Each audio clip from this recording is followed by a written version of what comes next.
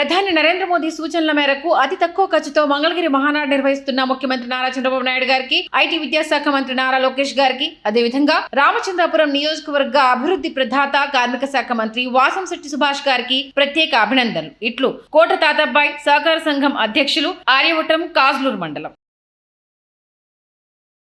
బాగుందండి. అప్పటి నుంచి మీకు టీడీపీలో ఏమి ఎటువంటి ఇబ్బందులు ఏమి లేదు, ప్రశాంతంగా ఉంది, హ్యాపీగా ఉంది.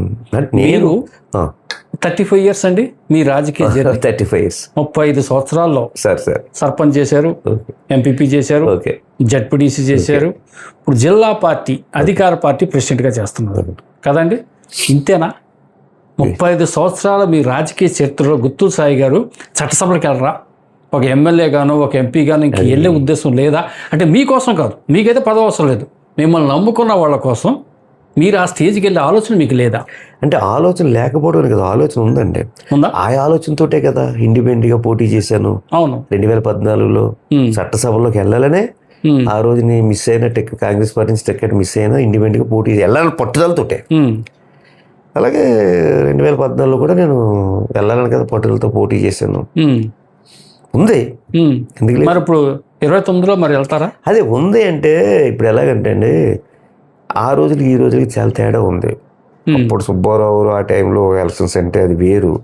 మంచి లేకపోతే నీతి నిజాయితీ, ఎవరు వర్క్ చేస్తారని చూసి ఓట్లు వేసేవారు. ఈ రోజు మంచి మనీ పక్కన పెడితే ఎక్కువ పర్సెంటేజ్ మనీకే చూపిస్తారు వెయిట్. మంచి చెప్పుకోవడం వరకే అన్ని బై ప్రాక్టికల్ నాలెడ్జ్. మంచి చెప్పుకోవడం వరకే తప్ప అది ఆచరణలోకి వచ్చేటికి మనీకి ప్రియారిటీ ఉంటుంది నో డేస్. అవునా కదా చెప్పండి. మరి మీకు అధిష్టానం పార్టీ ఫండ్ ఇస్తుంది కదా సార్ పోటీ చేస్తే? ఏం అదే ఇస్తారు ఎవరు అని చెప్పరు. అప్పుడు నాకైతే 29లో మీకు ఆలోచన అయితే ఉంది. అంటే రేపు పునర్విభజన నియోజకవర్గాలు విడిపోవచ్చు, లేకపోతే అమలాపురం జనరల్ కావచ్చు.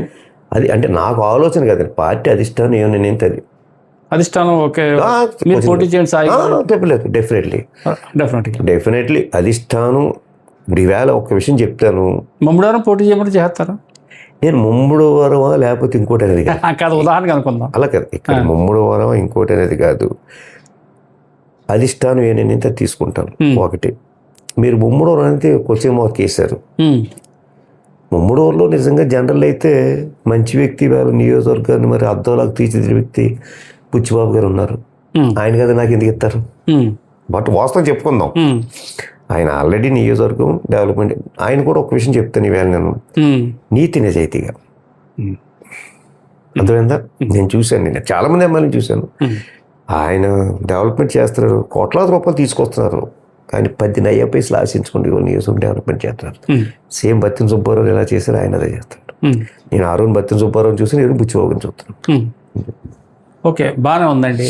కాకపోతే మీకు మీ బీసీ సామాజిక వర్గంలో మీకంటే జూనియర్ వయసులో కావచ్చు, పార్టీలో కావచ్చు, ఇతరత్ర అనేక విషయాల్లో వాసంశెట్టి సుభాష్ గారు పక్క నియోజకవర్గం చాలా ఈజీగా ఎమ్మెల్యే అయిపోయాడు, ఈజీగా మంత్రి అయిపోయాడు. మీ సామాజిక వర్గం. అవును. మీకు ఏమనిపిస్తుందో చూస్తే? అతని అదృష్టం అంతే.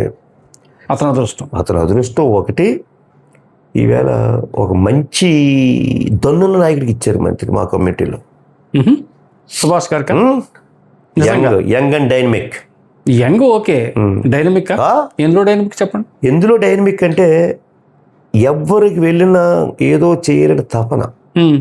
ఫస్ట్ ఆఫ్ ఆల్ ఏంటంటే మనకు కావాలి సామాన్య మానవుడు కూడా అందుబాటులో ఉండాలి. రాజకీయ ఉంటాడు నిజంగా. ఫోన్ తీస్తాడు ఆయన?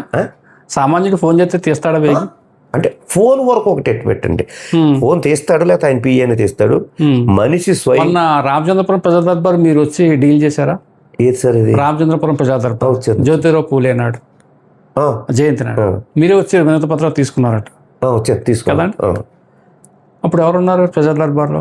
మంత్రి గారు ఉన్నారు, వాళ్ళ నాన్నగారు లేరు, మీరు మంత్రి గారు ఉండి నాన్నగారు ఆ ప్రజా దర్బార్ని హ్యాండిల్ చేశారు. ఓకే, ఇప్పుడేంటి మంత్రి గారు డైనమిక్ నియోజకవర్గంలో అంతా బాగుందని అంటున్నారు. రిపోర్ట్ ఎలా ఉందండి? ఒక జిల్లా ప్రెసిడెంట్గా చెప్పండి, ఓపెన్గా చెప్పండి, అతని మీద ఉన్న రిపోర్ట్ ఏంటి? అంటే రిపోర్ట్ ఇబ్బంది ఏమి లేదు. రిపోర్ట్ ఫేవర్గానే ఉంది. అతని దగ్గర వేరే ఇంకా కాంట్రవర్సీకి వెళ్తారని కానీ, లేకపోతే వేరే గర్వం అని కానీ, ఇంకోటి కానీ రిపోర్ట్ ఇబ్బంది ఏమి లేదు. మన బాబు గారితో మీటింగ్ అయింది జిల్లా ఎమ్మెల్యేతో. సుభాష్ గారితో టీవీలో కూడా వచ్చింది, మీరు చూసే ఉంటారు. ఈ నాన్నగారి పెత్తనం ఎక్కువ అవుతుంది సుభాష్ అని బాబు గారు అన్నారు. ఏంటి మీ డాడీ పెత్తనం ఎక్కువైపోతుంది అని చెప్పేసి, నువ్వు ఉండలేదు నియోజకవర్గంలో, నాన్నగారే ఎక్కువ చూస్తున్నారు, అది కొంచెం మరి చూసుకో అని చెప్పేసి ఆయన ఈ టీవీలో డైరెక్ట్గా వచ్చేసింది. అది నేను చూడలేదు సార్. నేను అప్పుడు లోకల్గా లేని, బయట వెళ్ళాను, చూసుండను నేను. ఓకే. అంటే మీకు ఒక పార్టీ ప్రెసిడెంట్గా ప్రతి నియోజకవర్గంలో పార్టీలో జరిగే ఇంటర్నల్ ఇష్యూస్, బయట ఇష్యూస్ మీ దృష్టికి వస్తాయా సార్? వస్తాయి, నేను రప్పించుకుంటారా? రామచంద్రపురం కాజులూరు బండ్లో ఒక ఇష్యూ జరిగింది, మీకు వచ్చిందా? ఏంటి సార్ అది? ఒక సర్పంచ్ని, టీడీపీ ఎక్స్ సర్పంచ్ని కొట్టారు అని చెప్పేసి, ఎవరు? సత్యం గారు అని ఓ పెద్ద ఇష్యూ అయిపోయింది. అది మీ దాకా వచ్చిందా?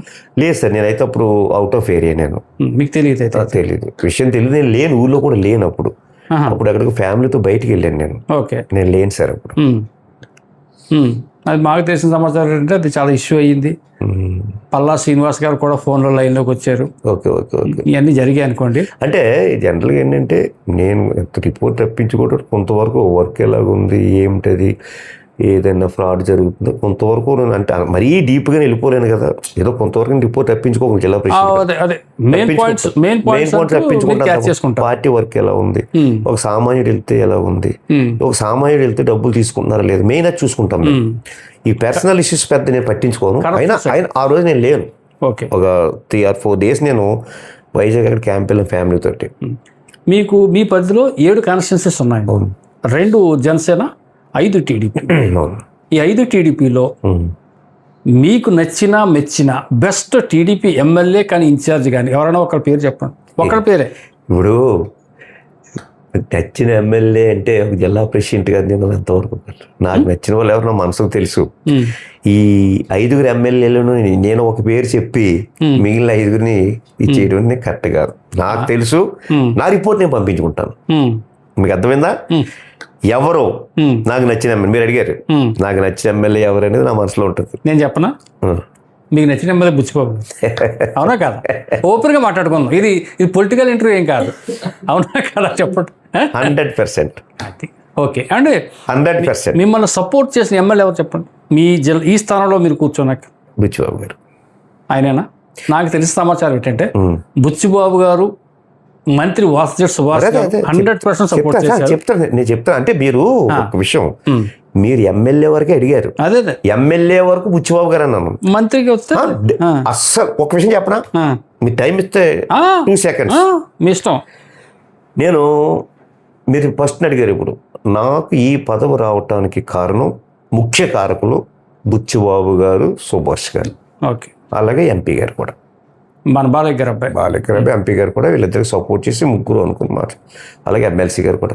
అంటే మిగిలిన వాళ్ళు చేయలేదని, అంటే వీళ్ళు చేసింది ఏంటంటే వీళ్ళ 3 మిగిలిన ఎమ్మెల్యేలతో కోఆర్డినేషన్ చేసుకుని, మిగిలిన 7 నియోజకవర్గాల ఎమ్మెల్యేలు ఉంటారు కదా, అంటే 5 నియోజకవర్గాల ఎమ్మెల్యేలు, వాళ్ళతో కూడా కోఆర్డినేట్ చేసుకుని సాయి గారికి ఇస్తే బాగుంటుందని వాళ్ళ సపోర్ట్ కూడా నాకు వచ్చింది.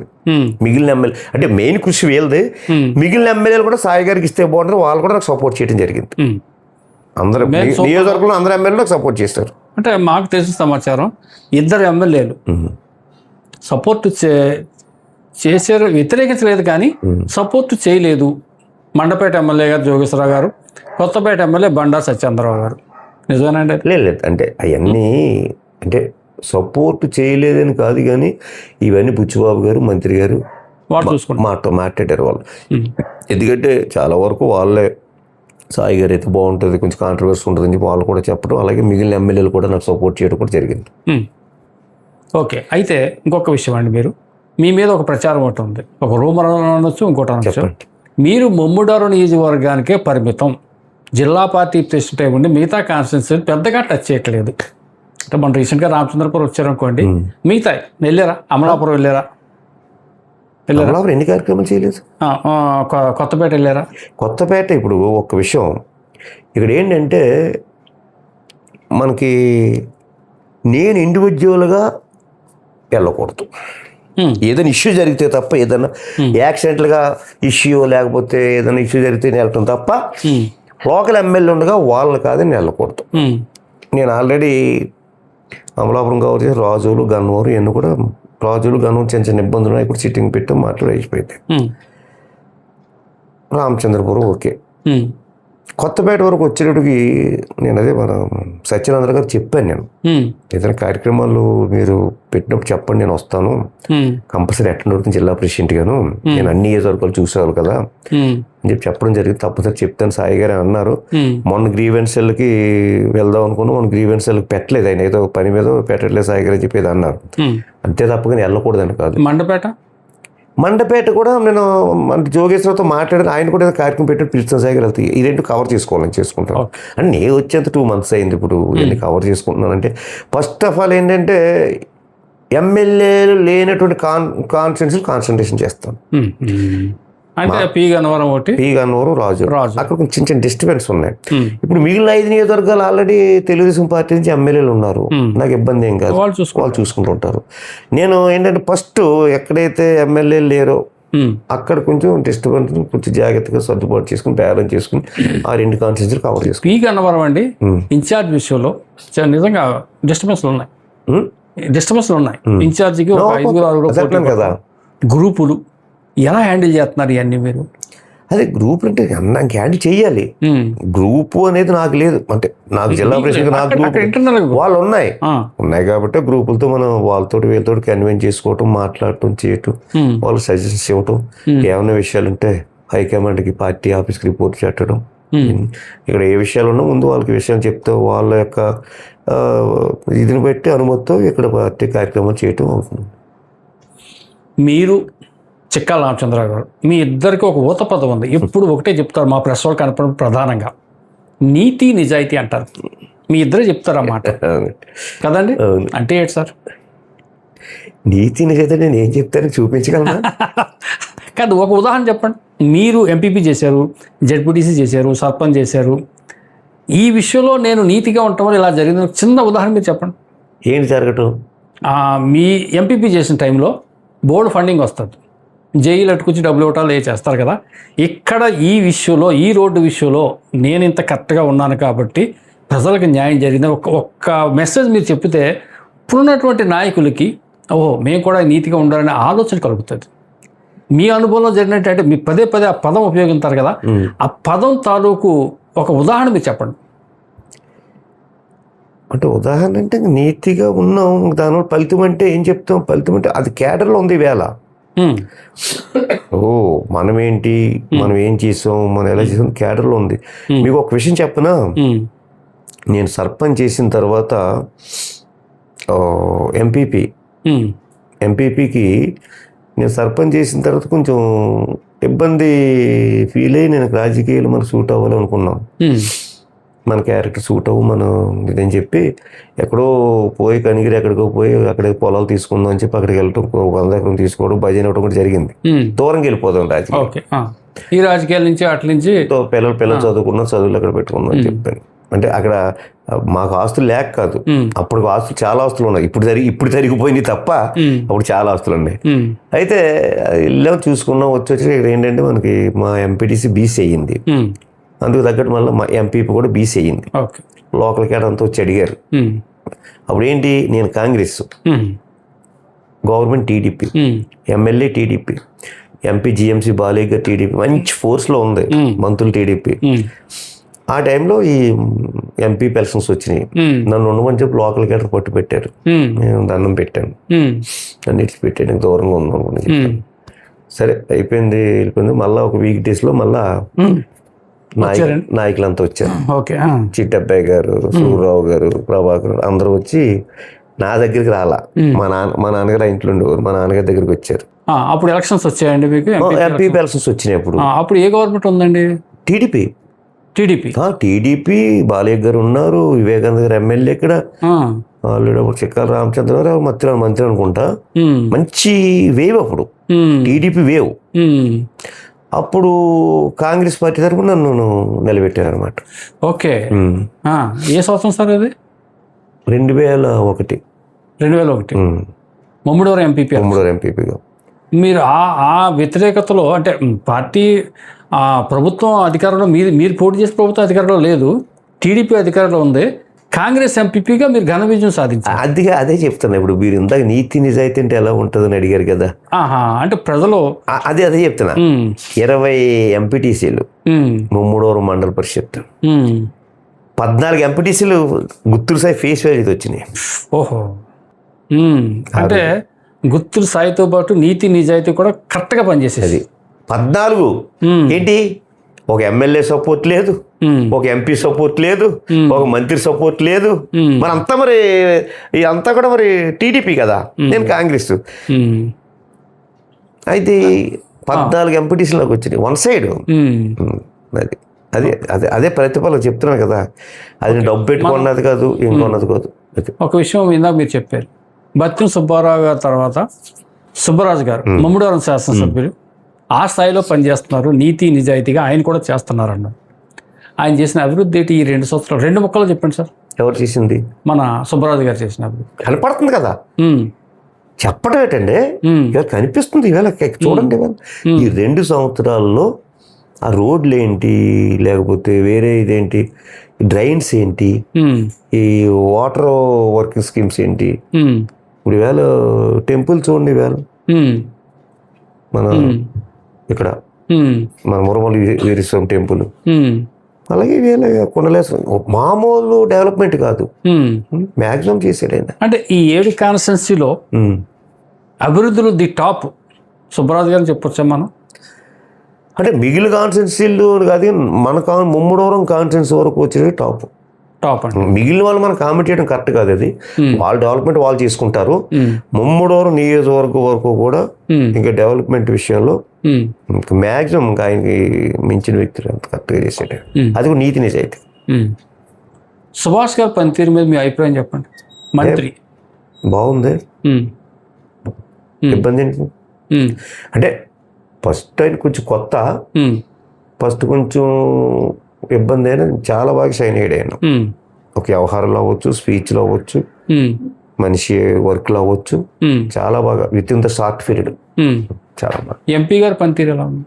ఎంపీ గారే బాగానే ఉంది. ఎంపీ గారు ఇప్పుడు ఒక విషయం అండి, ఎంపీ గారు బాలయ్య గారు అబ్బాయి, మీకు అర్థమైందా? ఆ జీన్స్ అయ్యి ఆయన రక్తాన్ని పంచుకుపుట్టిన వ్యక్తి. ఆయన ఏ విధంగా డెవలప్మెంట్ అంటే ప్రాణం ఇచ్చేవాడు, ఈయన అంతే. ఓకే, ఇప్పుడు సూపర్ 6 మీరు ప్రజల్లో బాగా తెలుస్తున్నారు కదా, తెల్లారితే సూపర్ 6 గురించి ఫీడింగ్ ఎలా వస్తుంది మీకు? సూపర్ 6 బ్రహ్మాండం. వేళ సూపర్ 6 మరి ఏ విధంగా అయితే సూపర్ 6 హామీ ఇచ్చారు అన్ని ఇంచుమించు అమలు చేసుకొచ్చారు కదా ప్రజలకి. ఇవాళ అన్ని అమలు చేసుకొచ్చారు కదా. చంద్రబాబు నాయుడు గారు అవ్వచ్చు, పవన్ కళ్యాణ్ గారు అవ్వచ్చు, లోకేష్ గారి ఉమ్మడి ప్రభుత్వంలో ఇన్ని కార్యక్రమం చేసి ఇంకా మాకు ఇంకా మూడు సంవత్సరాల చిల్లర ఉంది, ఇంకా చేసుకుంటూ పోతాం డెవలప్మెంట్. ఇంకా 2 హామీలు మిగిలిపోయాయి. ఏంటి? మహిళలకు 1500, నిరుద్యోగ వృత్తి. మరి దీని మీద మిమ్మల్ని ఎవరు అడగట్లేదా బయటకు వెళ్ళి? అదే ఆల్రెడీ కూడా అవి కూడా తొందరలోనే, అదొకటి. ఈ ఫెన్షన్లు ఒకటి, ఫెన్షన్ కూడా ఇంకా మనం ఇవ్వాల్సి ఉన్నాయి. ఆల్రెడీ హౌసింగ్ లోన్స్ ఆల్రెడీ అయిపోతుంది అనుకోండి. ఇవన్నీ కూడా తొందరలో అవి కూడా రిలీజ్ చేస్తారు. చివరిగా నిరాశలో ఉన్నటువంటి మీ అభిమానులకి, మీ కార్యకర్తలకి నేను అంటలేదు, అభిమానులు, ఎందుకంటే అన్ని పార్టీల్లోనూ మిమ్మల్ని ప్రేమించే వాళ్ళు, అభిమానించే వాళ్ళు ఉన్నారు. మీరు ఇచ్చే సందేశం ఏంటి? వాళ్ళకి ఏం చెప్పదలుచుకున్నారు? అంటే దేని గురించి? మీకు రాబోయే మీ నెక్స్ట్ ప్రమోషన్ గురించి 29లో మీరు పోటీ చేయాలని చెప్పదలుచుకున్నారా, లేకపోతే మనం ఇలాగే కలిసి ఇలాగే వెళ్ళిపోదాం, ఇక్కడతోటే నేను రిటైర్మెంట్ తీసుకుంటాను చెప్పదలుచుకున్నారు? ఏంటి వాళ్ళకి? అంటే వాళ్ళకి ఏం విధంగా భరోసా ఇస్తున్నారు మీ రాజకీయ భవిష్యత్తు? అంటే రిటైర్మెంట్ అనేది కాదు, కానీ మీకు ఇందా చెప్పాను, నేను ఒక పార్టీలో ఉన్నాం, ఆ పార్టీ అధిష్టాన్ని మనం గౌరవిస్తాం. ఆ పార్టీ అధిష్టాన్ని గౌరవించినప్పుడు ఆ పార్టీ ఏదైనా ఇస్తుంది. మీకు ఒక విషయం చెప్పనా, అసలు ఈరోజు ఈ యొక్క పార్టీ ప్రెసిడెంట్ కంటే ముందు నేను అడిగింది స్టేట్ కార్పొరేషన్ చైర్మన్ అడిగాను. ఓహో, ఎనీ కార్పొరేషన్ ఏదైనా. దానికి మా ఎమ్మెల్యే గారు సపోర్ట్ చేశారు. ఆయన 5-6 లెటర్లు ఇచ్చారు. మంత్రి గారు సపోర్ట్ చేశారు. మంత్రి గారు కూడా 5-6 లెటర్లు సీఎం గారికి ఇచ్చారు, లోకేష్ గారికి ఇచ్చారు. ఇది అప్పుడు 1 year జరుగుతుంది. ఇంచుమించు గవర్నమెంట్ వచ్చిన తర్వాత ఒక 6 months నుంచి కూడా మా ఎమ్మెల్యే గారు మంచి పట్టు పెట్టారు, సుభాష్ గారు మంచి పట్టు పెట్టారు. ఎనీ కార్పొరేషన్ పేరు పెట్టాల, ఎనీ కార్పొరేషన్ చెప్పి నేను కూడా అదే అడిగాను, వారు కూడా అదే చెప్పారు. సరే అంటే కార్పొరేషను అంటే ఏంటంటే నాకుండి ఇబ్బందులు పెట్టి కార్పొరేషన్ అయితే ఏదో మనకి నెలకి ఏదో శాలరీ కింద ఉంటుంది, మనకి ఇబ్బంది లేకుండా పోద్దని అది ఒక ఆలోచన. మీకు అర్థమైందా? ఇంకా నాకున్న పరిస్థితిని బట్టి కార్పొరేషన్ అయితే మనకు బాగుంటుంది. కార్పొరేషన్ తినేద్దామని కాదు, అదేలేండి. కార్పొరేషన్ అయితే నెలకి 2 లక్షలు 3 లక్షలు ఏదో జీతం ఉంటుంది, అది మనకు మెయింటెనెన్స్కి హ్యాపీగా మనం వెళ్ళిపోవచ్చు. అంటే ప్రస్తుతం అంటే మనం ఆ యొక్క ఫైనాన్షియల్గా ఇబ్బంది మనకు ఉండదు అని ఆలోచన అడిగి ఇంకా లాస్ట్కి వచ్చేటప్పుడు మళ్ళీ ఏమైందంటే సుభాష్ గారు మా ఎమ్మెల్యే గారు మరి డిస్ట్రిక్ట్ ప్రెసిడెంట్గా ఉండాలి సాయి గారు, మీరు తప్పదని చెప్పి వాళ్ళిద్దరి మాట మీ ఇష్టం. ఎందుకంటే ఇంకా వాళ్ళిద్దరి మాట నేను తీసేస్తే లేదు, నా కోసం వాళ్ళు ప్రయత్నం చేసిన, నా కోసం కష్టం ఉన్నప్పుడు ఎమ్మెల్యే గారి మాట మంత్రి గారి మాట నేను జవ దాటేది లేదు. మనకి టీడీపీ నుంచి ఎందుకు వచ్చేసి చెప్పి అడిగారు. తర్వాత టీడీపీ నుంచి వచ్చిన నాకు చాలా ఒత్తిడి వచ్చింది. టీడీపీ నుంచి కాదు, వైఎస్ఆర్ నుంచి ఎందుకు వచ్చేసి అడిగారు మీరు టీడీపీ. అవునండి. వచ్చిన తర్వాత చాలా ఒత్తిడి వచ్చింది వైఎస్ఆర్ నుంచి. మీకు ఐడియా ఉండదు. నాగరాజ్ అడిగాడు, ఇక్కడే ఈ తోట ఎలిపేటకి అడిగారు, ఇక్కడే జగన్ గారు. ఓకే. అంటే గవర్నమెంట్ వచ్చిన విత్ ఇన్ ద 6 months ఇక్కడ ఫిషర్మెన్స్ కి చెక్లు ఇవ్వడం కోసం వచ్చాడు సీఎం హోదాలో. అవునండి, వచ్చారు. కోమానపల్లి వచ్చారు. వచ్చినప్పుడు ఎలిపేట ఇక్కడ ఇచ్చారు, ఎలిపేట ఇక్కడ మా తోటలో ఇచ్చారు. వచ్చినప్పుడు ఉదయం డిప్యూటీ సీఎం బోస్ గారు పొద్దున వచ్చాడు మా ఇంటికి. వచ్చి అంటే పొద్దునే బ్రేక్ఫాస్ట్కి వచ్చేదని చెప్పి అన్నాడు. బ్రేక్ఫాస్ట్ చేశారు. కూర్చున్న తర్వాత 1 గంటకు వచ్చినట్టు ఫోన్ వచ్చింది, ఇలా హెలికాప్టర్ ల్యాండ్ అవుతుందని. అయితే కాబట్టి నన్ను బట్టలు వేసుకోమన్నాడు. ఎందుకన్నాను, జగన్ గారు వస్తున్నారు, నేను రాను. మీరు మీ గుమ్మ ముందు వచ్చినా సరే ఇక్కడ ఓకే నేను రాను. బోస్ గారు ఇక్కడికి వచ్చాడు, ఇదే రూమ్ లో కూర్చున్నాం, నేను రాను, మీరు నా గురువే. నేను ఇంకోటి ఏంటంటే నాకు రాజకీయంగా బత్తెన సుబ్బారావు గారు అయిపోయిన తర్వాత బోస్ గారు ఫాలోవర్ నేను. మీరు ఇందాక ఒక మాట అడిగారు, జగన్ గారికి మీ మీద అంత ఇష్టత ఎందుకు వచ్చింది అని చెప్పి చెప్పనా? అడిగారు కానీ మీరు కంటిన్యూషన్ చేయలేదు దాన్ని. చెప్పనా? జగన్ గారికి నా మీద అంత ఇష్టత రావటానికి కారణం గవర్నమెంట్ 3 సంవత్సరాలు ఉందనగా బోస్ గారు రిజైన్ చేసి రాజశేఖర రెడ్డి గారు పోయిన తర్వాత జగన్ గారు ఆయనకి వెళ్ళిపోయాడు. అవునండి. అవునా? 3 సంవత్సరాలు మంత్రి పదవి రిజైన్ చేశాడు, ఆయన త్యాగం చేశాడు కదా. అప్పుడు నేను బోస్ గారు ఫాలోవర్ని. ఓకే. అప్పుడు బోస్ గారు నాకు ఫోన్ చేశారు, సాయి గారు ఏంటి మరి ఇలాగా రాజశేఖర రెడ్డి గారు పోయారు కదా, జగన్ గారు మరి ఇది పరిస్థితి, మనం మరి ఆ ఫ్యామిలీకి నాకు ఉన్న అటాచ్మెంట్ వేరు, నేను జగన్ గారితో ఉంటాను, మీ పరిస్థితి మీ ఇష్టం, నేను మీతో ఉంటాను, నేను మీతో ఉంటాను. అలాగే ఆయనతో పాటు ఆ రోజు వెళ్ళిపోయాం. మేము వెళ్ళిన 8 మాసాలకు 9 మాసాలకు జగన్ గారు పార్టీ పెట్టారు, వైఎస్ఆర్ కాంగ్రెస్ అనౌన్స్ చేశాడు. అది మేము వెళ్ళేటప్పుడు పార్టీ లేదు. అంటే అక్కడ ఏంటి ఇండికేషను, పార్టీ కోసం పదవి కోసం బోసు నేను వెళ్ళా, జగన్ కోసం వెళ్ళాం, అంతే కదా. మేము వెళ్ళే రోజుకి పార్టీ పెట్టుంటే టికెట్ ఆశించి వెళ్ళేది అనుకోవచ్చు, అంతే. అది కాదు, పార్టీ పెట్టలా. అవునండి. ఆయన ఆపదలో ఉన్నాడని చెప్పి బోస్ గారు అన్నారు, బోస్ గారితో పాటు వెళ్ళిపోయాం. అది అంటే నేను నా వెనకాల ఎవరు లేనప్పుడు బోస్ అన్నతో పాటు సాయన్న వచ్చాడు, అది ఆ ఫీలింగ్ ఆయనకి. సో ఆ విధంగా మీ ఇద్దరికి బాండింగ్ బాగా మామూలు అటాచ్మెంట్ కదా జగన్ గారికి. ఫోన్లో మాట్లాడతాడు. ఇప్పుడు ఏమైనా ఉందండి ఇంకా అంటే పనే ఉంది మనకి. చిచ్చేంటి ఇంకో ఉద్దేశం కాదు, మనం ఒక పార్టీలో ఉన్నాం, ఒక పార్టీలో ఉన్నప్పుడు మనం ఆ పార్టీలో ఇంక మనం కొనసాగుతుంది తప్ప మళ్ళీ వేరే పార్టీ మనం మాట్లాడి ఆయన మామూలుగా ఏదన్నా వ్యక్తిగతంగా అది వేరు. కానీ మళ్ళీ ఇంకా ఆయన ఇప్పుడు నాకు ఫోన్ చేయలేదు, కానీ ఫోన్ చేశాడు ఎప్పుడు చెప్తున్నా అదే వచ్చాను. ఇప్పుడు హెలికాప్టర్ దిగారు కదా, దిగిన తర్వాత బోస్ గారు వచ్చారు, బలవంతంగా తీసుకెళ్లారు. నేను రానన్నా దండం పెట్టని తీసుకెళ్లారు. సరే తీసుకెళ్ళారు, అలాగే వెళ్తున్నాను కదా, సెలవు పట్టుకెళ్ళి కప్పేసాను జగన్కి. హెలికాప్టర్ పక్కనే మన్నాడు ఆయన, ఇలాగ దాదా గ్రేట్ సాయన దాదా అన్నాడు, ఇలాగ అన్నాడు, కౌగులించుకున్నాడు ఆయన. కౌగులించుకుని ఏంటి సాయన ఎలా ఉన్నాను, ఫైన్ అన్నాను. ఇదే మా ఇల్లు, ఇదా దగ్గరగా ఉందే అన్నాడు. అంతే, 2 డైలాగ్. థర్డ్ డైలాగ్ ఏంటంటే కారిక్ అన్నాడు, మిమ్మల్ని కారిక్ అన్నాడు సీఎం హోదాలో. ఓకే. నేను స్టన్ అయిపోయాను కానీ నిలబడ్డాను. మళ్ళీ సెకండ్ ట్రిప్ కారిక్ అన్నాడు, నేను మాట్లాడలా. మళ్ళీ థర్డ్ ట్రిప్ కేఎన్ అని పిలిచాడు, కేఎన్ నాగేశ్వర రెడ్డి ఆయన పిఏ. సాయన తీసుకెళ్ళి కారు ఎక్కించి అన్నాడు. ఇంకా వ్యవహారం ముదిరిపోతుందని చెప్పి ఇప్పుడు నేను జస్ట్ బాగా క్లోజ్ గడ్డం పట్టుకున్నాను. అన్న ఇది కరెక్ట్ కదా, నేను తర్వాత వస్తానులే, ఇప్పుడు నేను ఒక్కరినో చేంజ్ చేస్తే ఏదో చెప్పి తప్పించుకోవాలి కదా, ఇప్పుడు నేను ఒక్కరినే చేంజ్ చేస్తాను, తర్వాత మీతో మాట్లాడుతా ఓకే సాయన్న అలాగే అని మళ్ళా కేఎన్ పిలిచి నాగేశ్వరరెడ్డిని పిలిచి సాయన్న హైదరాబాద్ వస్తానన్నాడు, ఎప్పుడు వస్తా నాకు అపాయింట్మెంట్ పెట్టన్నాడు. అంటే అంత ప్రిఫరెన్స్ అండి బాగా వెళ్ళాల. చాలా నాకు సుదర్శన్ బాబు పోతే చాలా ఒత్తిడి తెచ్చాడు, సాయన్నని తీసుకొచ్చేయండి సాయి అంటే మనం బయటకు వచ్చేసిన తర్వాత మన వాల్యూ బాగా తెలిసింది ఆయనకి. పాదయాత్ర పెట్టాడు ఇక్కడ, పాదయాత్ర సక్సెస్ అవ్వాలా, ఆయన పాదయాత్ర పెట్టి ముమ్మడి నియోజకవర్గం సక్సెస్ అవ్వాలా. అప్పటి నుంచి ఇంక సాయన్న సుదర్శన్ బాబు గారు ఎన్నిసార్లు ఫోన్ చేశారు. మీకు ఒక్క విషయం, చిన్న విషయం, ఆ పాదయాత్ర అయిపోయిన తర్వాత ఇంకా జిల్లాలో ఉన్నాడు ఆయన, ఉమ్మడి తూర్పుగోదావరి జిల్లాలో ఇంకా జిల్లాలో ఉన్నాడు జగన్ గారు. ఉన్నప్పుడు వైవి సుబ్బారెడ్డి గారు మన చిట్రాజు గారి ఇంట్లో స్టే చేశారు, మాజీ ఎంపీపీ చిట్రాజు గారి ఇంట్లో. చిట్రాజు గారు ఫోన్ చేశారు నాకు, ఏంటి సాయి ఎలా ఉన్నా, ఏంటి భర్తని చెప్పి అంత బాగా చెప్పని మాట్లాడుతూ అలాగ పట్టుకెళ్ళి ఇదిగో సుబ్బారెడ్డి గారు మాట్లాడితే ఇచ్చాడు.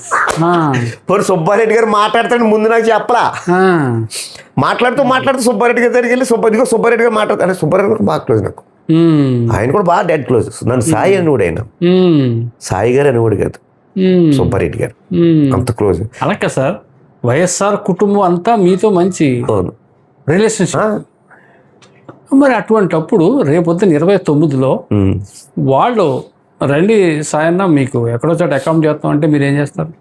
నాకు పని లేదు, ఓపెన్గా ఖచ్చితంగా చెప్తారా? నేను ఒకటే చెప్తున్నా, అదే మీరు ఇన్సిడెంట్ ఏం అర్థం చేసుకున్నారు? ఇప్పుడు నేను చెప్పిన ఇన్సిడెంట్ హెలికాప్టర్ దగ్గర ఆ రోజుని జగన్ గారు రమ్మని వెళ్ళుంటే వేళ గుర్తు ఎక్కడ ఉన్నాం.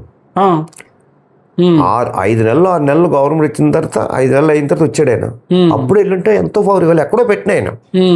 మరి అదే ఇన్సిడెంట్ చెప్పాను కదా, వెళ్ళలేదే. ఒకసారి స్వయాన జగన్మోహన్ సీఎం హోదాలో వచ్చి నన్ను ఇన్వైట్ చేశారు. అలా రేపు టికెట్ ఇస్తానంటే పోతే నాకు పని ఉంది. నాకు ఒకటండి, తప్ప ఒప్ప కష్టమా నష్టమా ఒక స్టెప్ తీసుకున్నాను. ఇంకా స్టెప్ నాకు బుచ్చిబాబు చంద్రబాబు అంతేనా? బుచ్చిబాబు చంద్రబాబు ఇద్దరు బాబులు అంతే, బుచ్చిబాబు చంద్రబాబు, అలాగే మంత్రి గారు సుభాష్ గారు లేదా.